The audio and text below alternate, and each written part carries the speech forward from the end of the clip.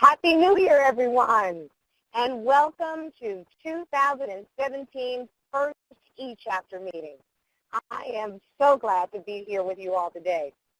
Our eChapter just keeps growing and growing, and we are starting 2017 with more than 23,000 eChapter members. You know that's pretty amazing, given that we only started a year ago. I'm absolutely thrilled to witness the explosive growth of this exciting initiative at NAPW. And I want to thank each and every one of you for making our bi-weekly virtual meetings engaging, heartfelt, and inspiring. The NAPW eChapter truly is networking at its best. And for busy professional women on the go, it provides access to your network from wherever you are. If you remember, in fact, last year, I joined the eChapter from all sorts of places. I've hosted from multiple locations while meeting with all kinds of people in some amazing places. In 2016, I joined the eChapter from the back of a car, from an airport lounge, from our New York City, Long Island, and our Chicago offices. I even networked during spring break from Disney World with my Minnie Mouse ears and all, from a boat in the middle of the Caribbean and the Mediterranean seas. And I even joined an eChapter meeting from my sick bay, you remember that one, with no makeup and a runny nose. In 2016, nothing stopped me from keeping my network strong. And today, as you can probably tell, I'm again in the back of a car. I'm actually headed from a meeting at our Garden City office with our new partners from China, planning all the amazing new initiatives that will be NAPW 2017. And I'm on my way to a meeting with some of the people that we will be partnering with to bring you more value to your membership. Big shout out to those back in our GC office. Welcome to NAPW. So ladies, it's now 2017. It's a new year and a new opportunity to shine. So come on, let's get a little closer.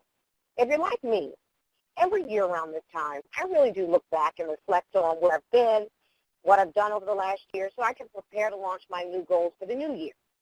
I'm thrilled to say that last year I accomplished most of my career and personal goals. After 20-plus years, I actually moved from New York City to Chicago to focus on building a life that fulfills me personally and professionally. And I'm thrilled to be taking Women's Empowerment and Networking Global with our new partnership in China. Although I am, for the most part, pleased with my 2016, except, of course, the presidential election, which I'm not sufficiently over the 5 stages of grief to even address it yet. However, I don't know about you, but I am pumped for 2017. I am at a point in my life where simply achieving resolutions and crossing an item off my to-do list is not just enough. Aren't you with me? I want my work to impact on others in a meaningful way, and I'm constantly shaping what will be my living and my leaving legacy to those who matter and count on me the most. So what about you? What are your plans? What can you do in 2017 to make sure you're reaching your long-term success? Today's eChapter meeting is dedicated to this. It's really time to reevaluate where we've been and where we want to go in the future by reflecting on our achievements and starting to plan for the upcoming year's goals.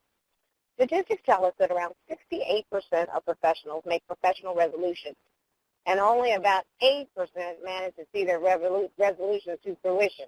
Shall we talk about that gym resolution? Why do so many people fail at goal setting, and what are the secrets behind those who succeed? Well, let's start with how you even define success. Over the years, I have found that true success is when you wake up every day and you're truly living your passion. You know, I always tell you, I'm walking in my purpose. Advocating for women's health, prosperity, and empowerment is my absolute passion. And I'm so blessed that my passion gives me peace, a little bit of profit, and it really does present opportunities for others to grow. Wherever you are right now in your career or your personal goals for 2017, I really want to encourage you to not only set goals, and sometimes, not to be critical, but often meaningless resolutions. Let's not do that. I don't want you to just dream bigger, but I want you to be bigger. So here are my tips for doing more, wishing less, and turning your current plans and hopes into tangible, meaningful manifestations in 2017. So number one, ask yourself, who's coming with me? Aligning yourself with the right team is not only important, it's mandatory. Having solid goals for this year, but fruitless business relationships will keep you from reaching every professional milestone. Your inner network should be full of people who support you like you support them, and the relationship is mutually beneficial. That's really why I enjoy working at NAPW. There should be some level of trust to share your most pressing ideas and a great level of wisdom where you're receiving wise counsel and constructive criticism. That's how you grow. If you are giving and not getting, now is the time to reevaluate who you consider to be a part of your circle and your team.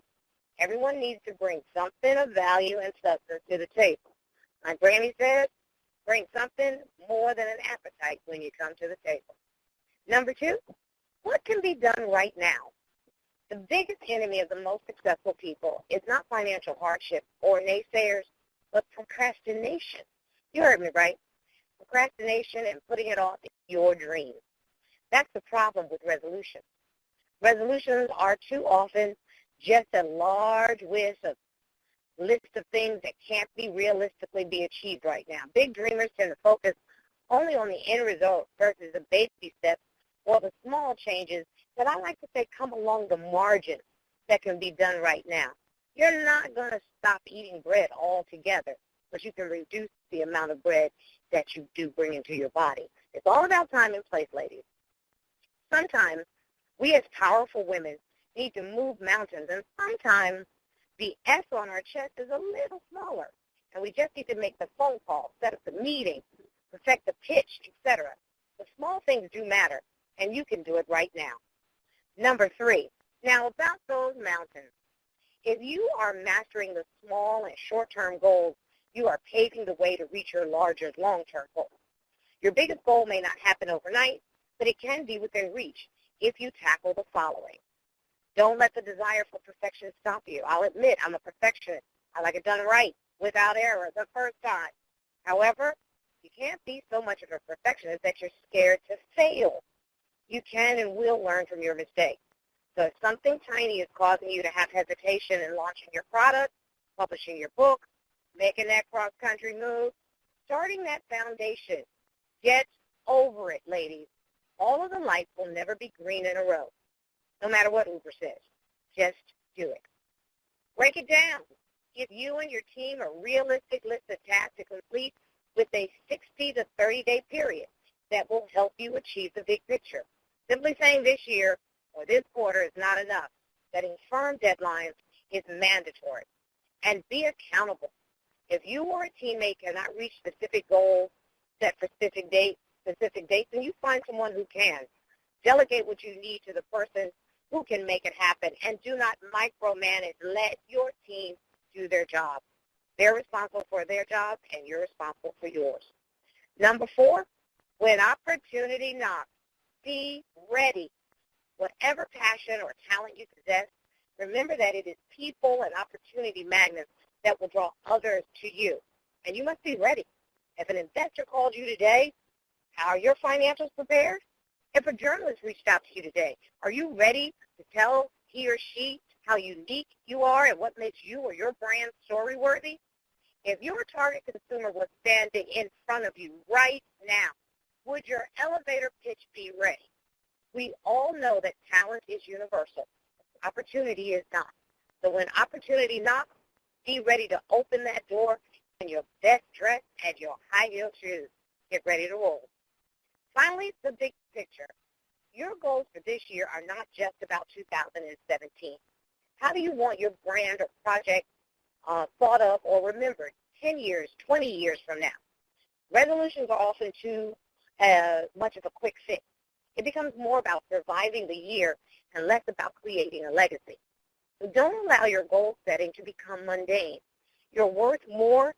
Remember the big picture, what you are ultimately trying to achieve, and make not just a resolution, but a blueprint to your success. And your blueprint should evaluate and include an efficient team, directed accountability, projected obstacles, logistics, costs, expected profits, and potential impact on others. That, ladies, is how I do it. And today's eChapter meeting will provide you with more tools to set you up for your year of success. We put together a panel of NAPW VIP members who are all experts in their field. They're going to share about their own experiences and challenges and offer personal tips and advice.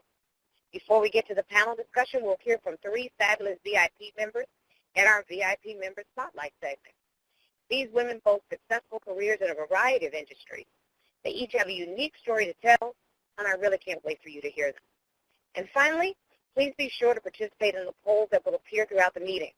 This interactive aspect of the chapter meetings gives us some great insight into our attendees and your thoughts on some very important topics. They also help set the agenda for our future eChapter meetings.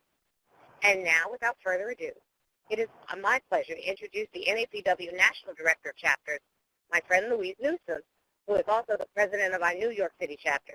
She and her team spearhead our eChapter, and she will facilitate the rest of today's meeting. Louise, you're going to need to take it away. Thank you, Star. And welcome, everyone, to our first live eChapter of 2017. If you're a returning eChapter member or joining us for the first time today.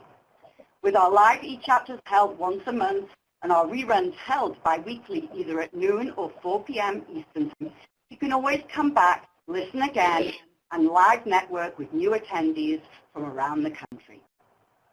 eChapter has taken the stage, not only fostering real-time networking, but has also developed into offline, in-person coffee meetings, not to mention all the business contacts created through the connections made during the events.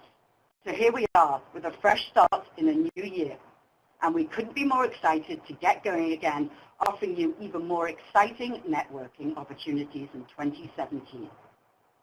You will see at the bottom left of your screen a box that explains how to create a private chat room with any attendee you wish to speak with off the group chat during the event, as it can be difficult to keep up with one or several people you've connected with, especially when the chat room moves so quickly. We encourage you to carve out the time and keep coming back to our eChapter events because of its ease and ability to network from your office, while on the road, and even from the comfort of your own home. Keep a lookout for the email invites and promotions on social media. Also, all events are posted with registration links on the napw.com eChapter group page.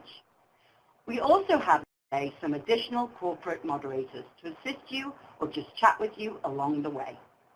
They are Sam Picorni, Local Chapter Manager, who'll do her best to offer technical support if needed. Dana Angel, Graphic Designer and Digital Media Manager, will be live posting throughout the event on NAPW's Facebook, LinkedIn, and Twitter, encouraging you in the chat room to share our posts on your social media. And Katie Maloney, Director of Membership Acquisition, who is available to assist you with any membership questions you have today. You'll also see several times during the event a poll pop up on your screen. Please take a minute to answer the questions as we'll share the results during the panel discussion. The agenda for our event today is that we will be showcasing 3 VIP member business spotlights who have 3 minutes each to share their expertise before we invite our panelists on to discuss our topic for today, living your passion and turning it into opportunities.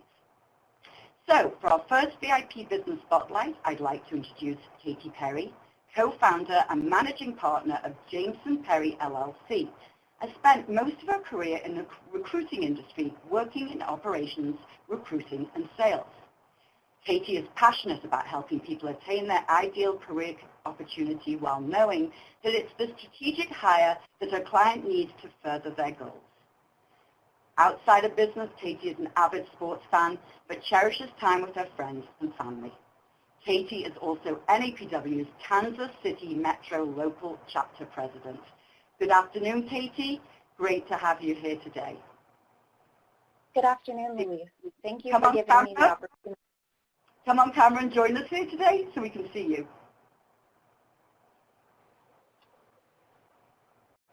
Good afternoon, Louise. Thank you for giving me the opportunity to be here today. As Louise mentioned, I've spent most of my career in the recruiting industry. About a decade ago, I started working for a large recruiting firm as an administrative assistant and was quickly asked to take on additional responsibilities. I was given the opportunity to learn several aspects of the business and eventually worked my way through the various roles that make a staffing agency tick. That experience offered me the chance to partner with a wide range of candidates and clients, people who span everything from administrative support and manufacturing professionals to C-level executives. Over my tenure at that company, I realized the thing that made me passionate about my work was the people. People were putting their trust in me to help them find their dream job, the next step in their career, or the paycheck that would keep food on the table. And organizations were relying on me to solve their recruiting challenges and find strategic resources that wouldn't just be good, but great. The weight of that trust is powerful, and it's something that becomes personal for me. I get to become someone's advocate and their voice. I get to tell their story and oftentimes help them realize their true value and potential. Our industry tends to lose sight of the human element while focusing on the bottom line. That became a driving factor for my partner and I to launch Jamieson Perry. In 2015, we set out to build a business and a brand that would focus on 4 core values: partnership, transparency, integrity, and passion. With that, we strive each day to deliver an exceptional candidate and client experience, trying to never lose sight of what we would want if the roles were reversed. We'll be the first to tell you that we don't partner with everyone. We choose to partner with people and organizations that align with those core values, or delivering those exceptional experiences just wouldn't be possible. The passion that led us to launch Jamieson Perry is what led me to NAPW. I was enchanted with the idea of an organization focused on empowering women, offering tools and support to be successful. A few months ago, when I saw our local chapter was looking for a president, I knew the role would be the perfect extension of what matters to me. And I'm loving the amazing ladies I get to build the chapter with. From my years in recruiting, I know that making a career change can be intimidating and frustrating, so I'd like to extend an offer to all the ladies with NAPW. If you're considering a career move or you are actively looking for a new opportunity and you want to make sure you're putting your best foot forward and can stand out on paper, I'd love to help you do that. I'd love to learn your story and help you highlight why you're an excellent candidate. So please, feel free to reach out to me and we can work together to tailor a solution to help you accomplish your goals for a new role in 2017. I greatly appreciate the opportunity to be a part of the call today, and I look forward to connecting with more NAPW members. Thank you, Katie. I invite you to go over to the chat room to network and continue the conversation there. So, ladies, for our next spotlight today, I'd like to introduce Rhea Walden, a PhD business advisor, coach, and CEO, KDDK Legacy Group, LLC, and president also of the NAPW Cincinnati local chapter. Dr. Walden has over 25 years of experience working with owners to assist in the growth of their businesses. Her background includes working as a commercial lender for several major financial institutions, a business advisor for a minority business development agency, and teaching business courses at the college level. Dr. Walden was directly involved in securing and hosting a small business development center and is the founder of Ohio River Valley Women's Business Council, an organization responsible for providing certification and training to approximately 1,000 women business owners in the states of Ohio, Kentucky, and West Virginia. As a current owner and operator of a business consulting firm that provides strategic guidance and training for small and medium-sized businesses, Dr. Walden has also created numerous workshops and training programs focused on growing businesses. Most recently, she developed the African American Business Development Program and the Ohio River Valley Women's Business Development Program. The model is currently being used by Procter & Gamble, Marathon, and L Brands to build capacity for small and medium-sized businesses. Dr. Walden has degrees in accounting, management information systems, and indiscriminately studies public policy and urban economics. In addition, she has training in retail bank administration, nonprofit leadership, and experiential classroom teaching strategies. Good afternoon, Rhea, and welcome. Come on camera. There you are. It's all yours. Thank you, and good afternoon, everyone. Thank you, Louise and NAPW team, for allowing me to be part of the spotlight. There are two decisions that brought me here today, which I will share with you. The first decision that got me here. KDDK was born, and I realized I was spending more time being an administrator than I was working with clients. I should mention that the role I accepted at my last employer was to develop and provide capacity-building training and coaching programs to growing businesses. When I accepted that position, I had made a conscious choice to follow my passion and return to the business coaching, which I had done earlier in my career. My previous experiences had exposed me to the best and sometimes the worst practices of thousands of businesses in multiple industries. Of course, if you want to know more about that, you can go to LinkedIn. Fast forward 8 years, I was rapidly approaching one of those milestone birthdays, I call it over the hill, and found myself questioning how I had managed to stray so far away from what I truly enjoyed. I still had client contact, but it was relegated to attending an occasional event. The second decision, I resigned from that position, which had grown from business coaching to managing multiple initiatives ranging from workforce development to strategic planning.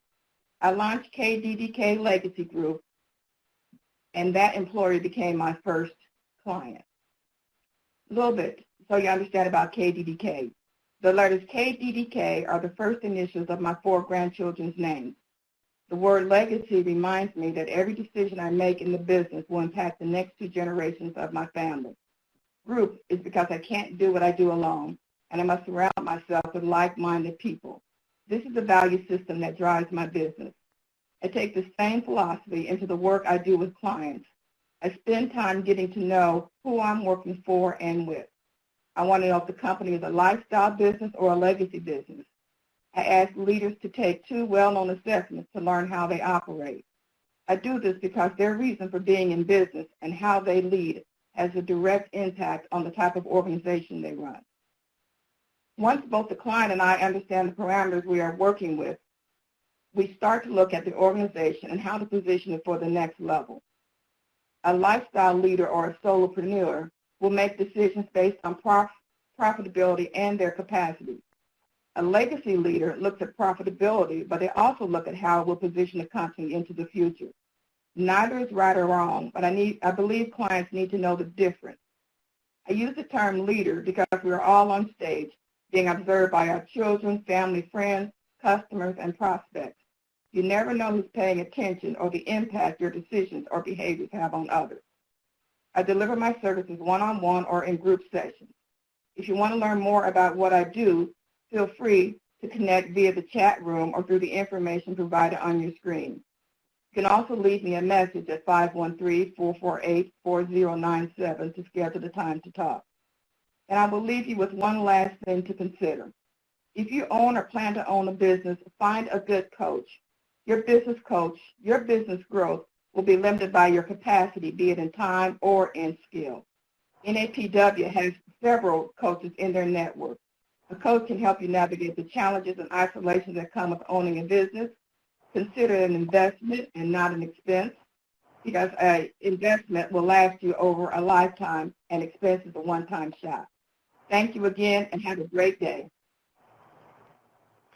Thank you, Rhea, and thank you for all you do for your chapter. Please join the chat room and continue to share, and we're going to move on here. So, for our first panelist, I welcome Amy McGrory, who is a professional coach, CTA certified life coach with Inspiring You Coaching. Her life's passion is to help professionals leverage their talents into success. She believes every person has a special gift to share. Amy helps you identify your gifts and power. Okay, Amy, I think you need to.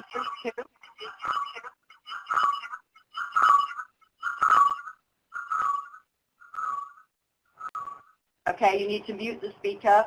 Samantha, if you can help Amy, mute your cell phone while I introduce you so we can fix this technology problem. Amy helps you identify your gifts and barriers, work from your authentic self to find and create your joyous life. She has spent her life in search of purpose, and she's found it in coaching. She loves inspiring others to create positive change they desire and deserve. Success to overcome an obstacle, more work-life balance, or help with identifying and transitioning into a more fulfilling career. Amy feels that it's all about living your authentic and passionate life. Her journey started with a nagging question: what is my purpose, and why am I here? She reached a point in her technical sales career where she had all the material luxuries she could have dreamed of as a poor kid growing up in Dallas, Texas, that she wanted more out of life. She set a goal to focus on finding her passion and her talents. It took her 25 years through receiving her BS in physics, marriage, motherhood, divorce, and loss to find it, but she did. She earned a life coaching certification from Coaching Training Alliance and loves helping others find their way. With her experience and expertise, she can help you find yours quickly. So Amy, you just stay there, and while I move on to introduce our next panelist, Dr. Krista Icona, who is an organizational psychologist at Systemic Consulting Group. She is particularly skilled in business management and relationships and earned her bachelor's degree in business accounting at California State University at Fullerton, Master of Accounting degree at the University of Southern California, and a doctorate in psychology from Phillips Graduate University. In addition to her academic achievements, she has earned her professional coach certification from the International Coach Federation and is an advanced certified connective leadership associate. As her career progressed, Krista became less interested in financial assets. She wanted to focus on developing employees and assisting them in finding their purposes. In 2013, at the age of 42, she decided to leave corporate America to earn her doctorate degree in organizational psychology, and in 2015 she and her husband co-founded Systemic Consulting Group, an organization designed to create competitive advantages for corporate clients by maximizing employees' potential. Prior to opening up her own consulting, Krista worked for more than 20 years as a Chief Financial Officer and Chief Human Resources Officer while serving on multiple boards of directors. She is a licensed certified public accountant and has worked with organizations such as Deloitte, Prudential, Watts Water Technology, and Labby Industries. Krista recently relocated from Los Angeles, California to Boca Raton, Florida, where she opened 2 new enterprises, the Center for Business Women and the Center for Emerging Leaders. In 2016, she was awarded the Pinnacle Professional designation and has also been nominated numerous times CFO of the Year Award. Good day, Krista. Also glad to have you here today. Come join us on screen, and I am going to go ahead as you're setting yourself up and introduce our last panelist for our conversation today, Doreen Milano, who is a CEO, CFO, controller, and now business coach, executive coach, mentor consultant, CEO of Visions to Act, a vast array of expertise in small and large business venues. In all the time Doreen has worked in corporate America, she was looking for the feeling of being part of a larger team, where everyone is responsible for not only their individual contribution, but also responsible for their teams. Teams that click feel they belong to an elite group who can make contributions that culminate into powerful results. Since leaving the corporate world, Doreen has completed a course of study in neuro-linguistic programming for the express purpose to assist small businesses and professionals. Her experience in the corporate world has taught her the best asset a business has, which are the people who work there. These people can also be the most destructive aspect when looking at the revenue and bottom line. Doreen's goal is to alleviate the negative aspect by improving the communication performance and results within a business structure. When Doreen works with companies, they receive her vast experience not only in business, but also her expertise in communication and culture, her focus being the executive and operational aspects of the business. Good afternoon, Doreen. Good afternoon, ladies. I hope we work through our glitches. Let's have a listen to you all. Are you all there? Amy? Yes. I'm here. Wonderful. Krista, are you there? Good morning, Maureen. Wonderful. Good morning. Good morning. Thank you. Ah, thank goodness. We got through through that. So there, I know, technology, it loves to play with us, doesn't it? So today on our panel, we're going to focus on living your passion and turning them into opportunities. More often we are told that if you pursue our passion and do what we love as a career, we will never have to work a day in our life. In theory, pursuing your passion as a career should be easy, effortless, and create monetary euphoria where income flows and happiness prevails. But how do we identify if our passion is in fact optimizable or a distant, far-reaching dream? How would you tackle this, and what kind of guidance would you provide on identifying when and where to start? Amy, we'll start with you. Thank you, Louise. Well, when I found my passion, it was something that had gnawed at me for years and years and years, always striving to look for your passion. And I have found through my journey that you keep gnawing away at it a little bit at a time. And the universe or God, whoever you consider your higher power, will guide you, keep giving you little signals of what you should do. And I always loved connecting with people, so that was one of my signs. I had a big love of lifting people up and helping them see the talents that they had and encouraging them that they can do it. So as you go through life, you'll be able to tell what your talents are, and they can be applied in a certain way in the career field. And a way to determine that is to make sure that there's some sort of clientele out there that would want your services.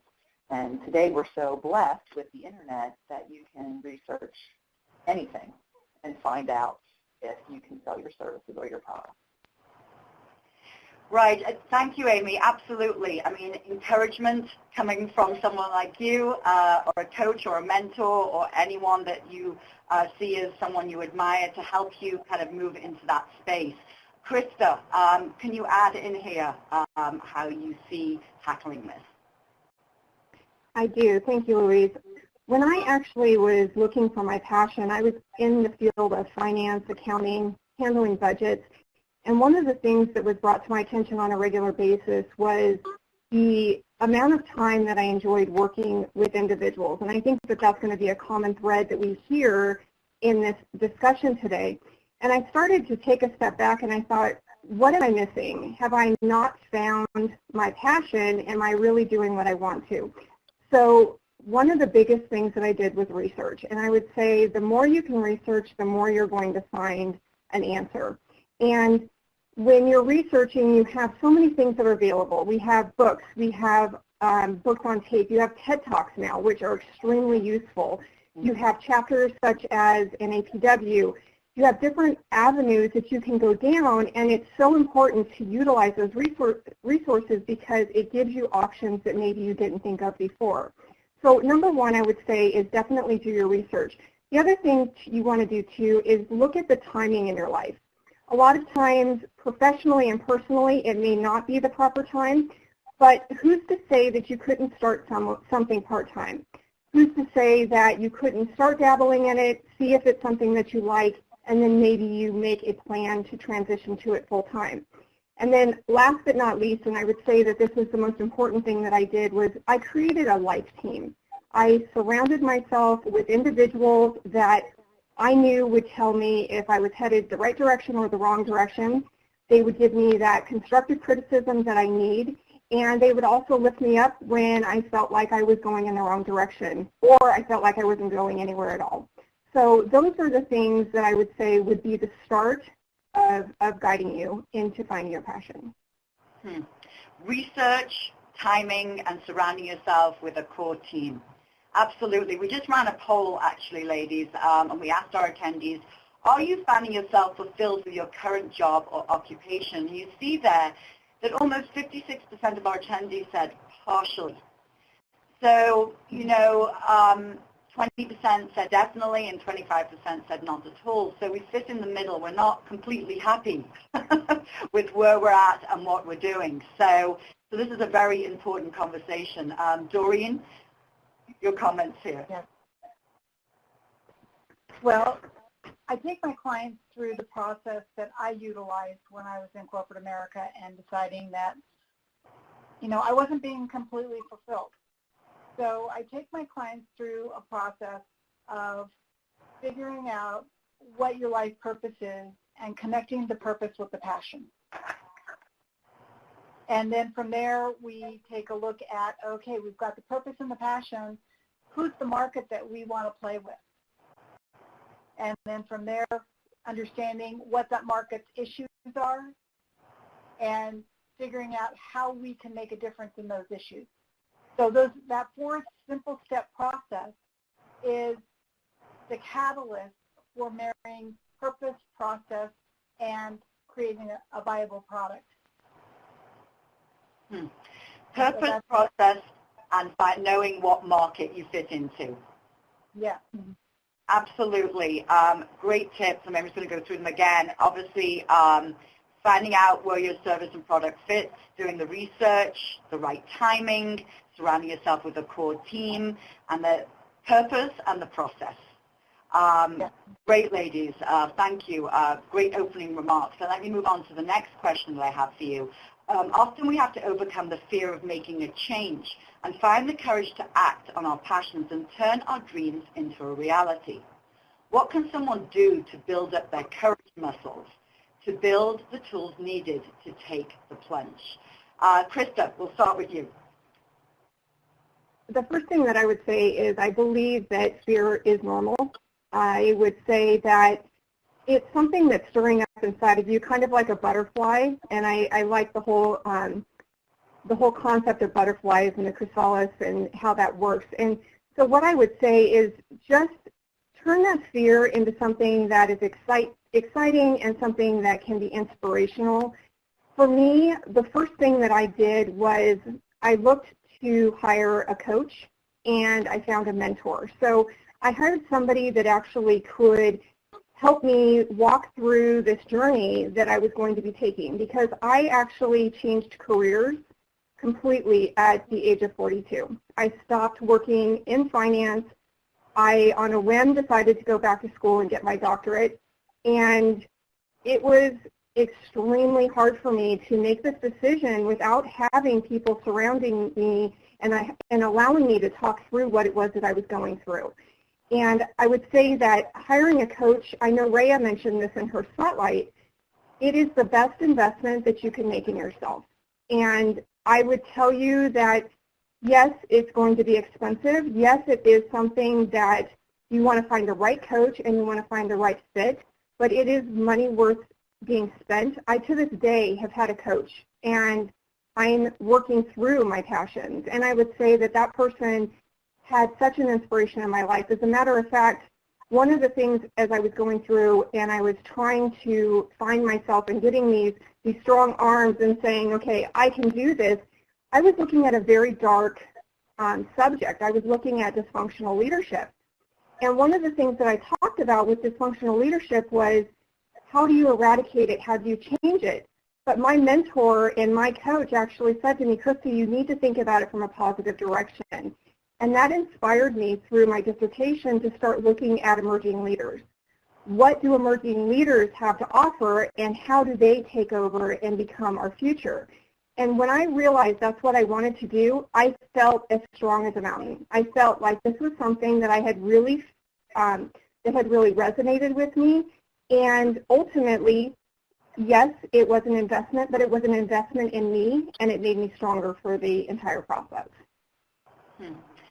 Yes, absolutely. I mean, having that, to go back there, the support system, you have to have it. If it's through a coach or a mentor, it helps you kind of analyze, and that person helps you draw it out of yourself to find where that passion lies and the purpose, and if it has a place. Thank you, Krista. Amy. Thank you. And Krista, I believe 100% that a coach helps you way more than the money. It is a big investment, but I have a coach myself. She has helped me build my business much quicker than I would ever been able to do on my own.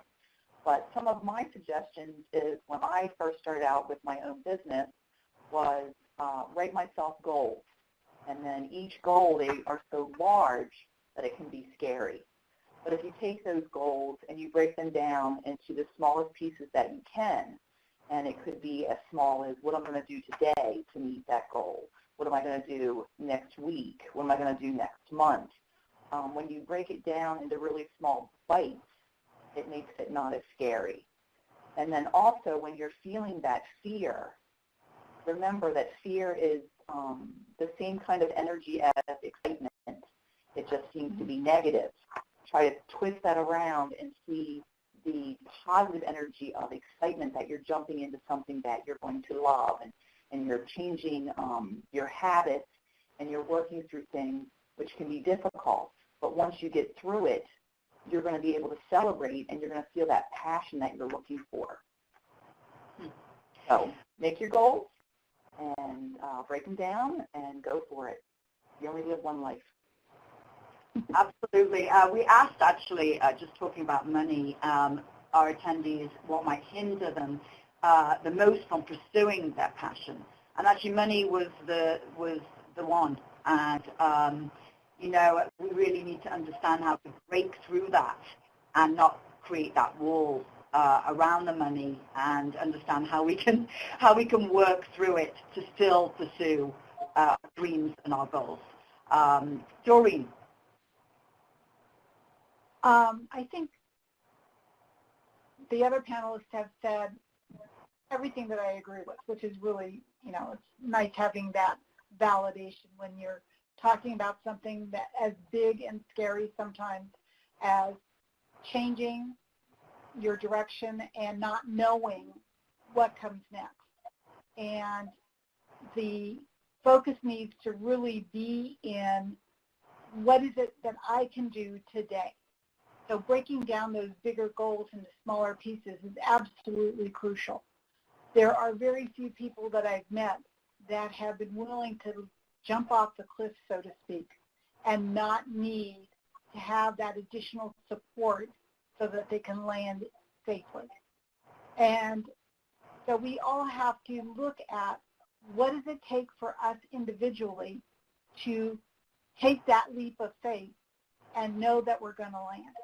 So breaking the goals down into smaller bits, figuring out who our supporters are and bringing them close, having the conversations around what scares me, what terrifies me, and what's on the other side of that is really key for my clients and myself, because I have two coaches to build my business. And understanding those key components allows us to make that leap. It's very difficult to do it without support. Doreen, I just want to ask you a question just about sort of the transition. And we talked about this before, you know, when and where to start. But, I mean, somebody has a job. They can't quit their job and just throw themselves over to their passions. So, I mean, just some tips on transition stages, you know, how to manage that and that transition. So that comes from, at least the way I handled it, is that I had a set of goals with specific times and dates as to what I needed to build my business to that I could do within the capacity of time that I had. Being a corporate controller, if anybody has been in that role, it can be an 18 or 20-hour day if you allow it. Trying to get it pulled into an 8-hour day so you have time to do other things is really the challenge. You have to be able to create the balance between what you're currently doing and what you're creating, and at what point you're willing to reduce what you're currently doing to spend more time within your passion. You've got to build a plan with that balance in mind. Right, absolutely. So, Krista, I saw you nodding away there too. You know, thinking about what we need to have in place as we start to implement this process. I definitely had a budget in place, and I had a transition plan as well. As Doreen mentioned, when you have a job that's so time-consuming, one of the things that I did, and you know, this could apply to anyone, if you're if you're looking to do something where you are going back to school or you're going to get some sort of a certification, it's nice to be able to have a transition plan where you can slowly start moving into that new area. So I went back to school and I was working, and I will say that in the very beginning it was extremely difficult. I wasn't sleeping too much, but what I did after a while was I actually started to make the transition a little bit easier so that I worked a little bit less and I actually was going to school more. And then I went ahead and cut off all ties with work, finished my degree, and decided to start up by relocating here in Florida. And what I would say is that transition plan is going to be very critical, especially when you think about what it is that you want to do for a living. For me, I wanted to be able to do speaking engagements, so one of the things that I did was I hired someone to allow me to sit down and talk about one of my biggest fears in life, and that was losing my voice and what had happened and why did I lose my voice and how was I going to get that back and where did it go wrong. And so I would say putting that realistic transition plan in place, putting that budget into place, and evaluating your knowledge and your skills, those are all going to be huge components to making that transition easier. The more you have when you go into the process, the faster the process, or the more smoothly, I should say, the process will be. Right. Absolutely. Thank you, Krista. Amy, anything to add here? Anything to add? I agree with Krista. You need to set out a plan to make sure that you're successful. I had a full-time job as well, and I was in sales, and just like you, Doreen, I could work not 18 hours, but I could certainly work 12 hours a day because there's never enough money. You always want to make more money. But Right. It was killing me, and I wanted to live my passion, so you have to make a change. And when you put the plan together, and like Chris, I went to school at night to get my certification, and as I was getting my certification, I even looked into a program that would also put together your marketing, your bookkeeping, like every aspect of owning a business, because it's not just coaching for me. There's a lot of other stuff behind the scenes, just like building your website. You could pay somebody $10,000 to make your website, or you could learn to do it yourself. And those are choices that you have to make, and it depends on what kind of budget you have. But a thoroughly planned out plan is definitely the best way to first attack it. And then have the support around you and finding mentors, because the mentors have done it before. Yes, and I think that, not letting frustration get in the way. And understanding, that the timing is pivotal in just the change, and knowing that if it's not now, meaning in the next even 6 months, because you have to wait on certain things to change in your life to be able to do that. So the planning stage can get really robust in the background when you're ready to kind of lick the switch. So we asked for our last poll today, what do you think it takes to turn your passion into a profitable business? Well, 86% of ladies on the call today said that identifying that your passion fills a void in the market, so they've been listening, making sure the skills needed are in place, and being able to adapt and move out of your comfort zone. So, that whole question kind of came after a lot of information shared there, so it's wonderful that has been taken on board, the thinking, they understand it, our attendees and our members, and they can start to think about any changes that they might want to make in their lives. So for our last question today, when considering resolutions and passions, it generally means we have to give something up, which we've just been talking about, to achieve and make the dreams a reality. The classic trade-offs focus on pay and leisure time, but there are also others that don't usually get enough consideration. What those might be, and how can we make sure they don't negatively impact us in reaching our goals? Doreen, I'll start with you. Okay. So from my perspective, I think there's a two-step process that we really have to consider. What happens when we reach and attain that goal? How does our life change? And what changes within our focus? But the second piece is, what might we lose, either within ourselves or within our relationships, if we are able to attain that goal piece? And what we sometimes find is that the singular focus may not be the best way to go about gaining what we want to gain. That there may be hidden losses that we haven't been willing to look at. So having some contemplation time before we put everything into motion is really important. Understanding what it is that we may gain, what we may lose, and how it's going to affect us, either in time or in quality of life, is really key to understanding and really getting passionate about achieving those goal pieces. Making smart moves and smart decisions.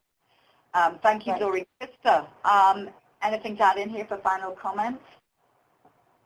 I would say one of the things that I noticed was I was trading the known for the unknown.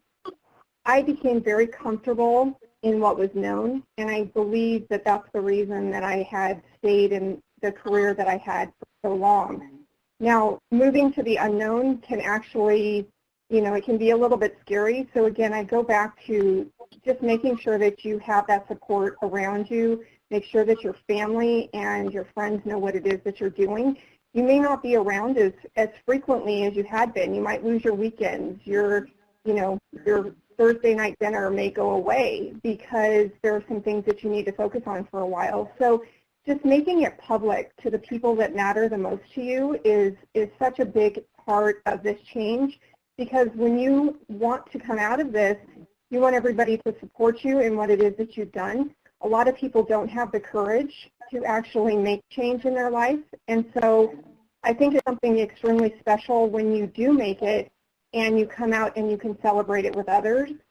It starts to feel real at that point, and all of a sudden that fear dissipates and it becomes complete excitement and just passion for, your legacy going forward and what it is that you're going to leave in the future. Thank you, Krista. Yes, I'm sure people don't think often about the impact on relationships that can have. And so that's something to really think about. And like you said, going public, letting everyone know what this is going to take, and you're going to be a little MIA for a while. Amy, any final comments? I know for me, I just had to write down all the things that were really important to me before I decided to make the transition. Meditation, exercise, and I have 3 children. And some of those have to be, go a little bit to the wayside. Like maybe I don't get to meditate as much as I used to, or I don't exercise as much as I used to. I have to carve out really specific times to be with my children so that they get my undivided attention, because I'm multitasking all the time, talking on the phone and making a lunch, or it's a huge struggle. So it's best, again, if you plan your day and what's important to you, and just make sure that you stay focused on the things that are truly important. Right. And allow yourself to have the time.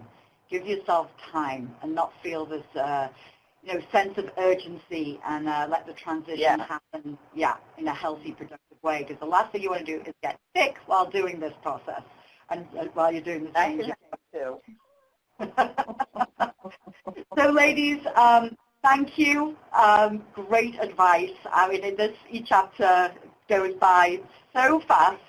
Unfortunately, it's all we have time for today. Thank you to Star, and also to the Spotlights and to the panel for sharing great advice. Wonderful e-chapter. But before we wrap up, I do want to share with you the recommended reads from our panelists today. Amy recommends of Being Yourself by Dr. Joe Dispenza. In Breaking the Habit of Being Yourself, Dr. Joe explains how human beings can create the reality they choose. Quantum physics, neuroscience, brain chemistry, biology, and genetics are used to demonstrate why we repeat our old behaviors and how to create new habits for the life we want to live. This book has the science behind how you can create anything you want. It's an exciting read. Dr. Krista. Success. Celebrate small wins, raise self-efficacy and confidence levels. Learning lessons from unsuccessful endeavors can also raise self-efficacy. And mentorship and coaching can increase and ultimately lead to increased confidence in obtaining important goals and objectives. A lot of stuff we talked about today. Doreen recommends Dare to Win by Jack Canfield, Mark Victor Hansen. It offers a plan for doing just as the title says, providing ways to win by developing a kind of confidence and self-esteem that allows each of us to think like a winner. The program offered can work for anyone, no matter what their personal goals are, as a way to conquer one's fears and accept life's changes. Thank you, ladies. These are great choices, and thank you again for your professional insight. Also, thank you to our 900-plus women who registered for our event today. And attendees only will be receiving a follow-up list of members at the event today, so you can connect again on nepw.com and continue to network. If any of our attendees have further questions for our speakers, please feel free to reach out to them. Their information is on today's PowerPoint and will be listed in the post e-chapter email. Also, all NAPW e-chapters are recorded and saved on the NAPW e-chapter channel on YouTube for you to find and share with your colleagues, friends, and family. Ladies, you will see on your screen now that you can sign up to upcoming NAPW e-chapter events. Remember, as I said before, we are hosting reruns of each live event bi-weekly, with every event hosting live networking for all attendees.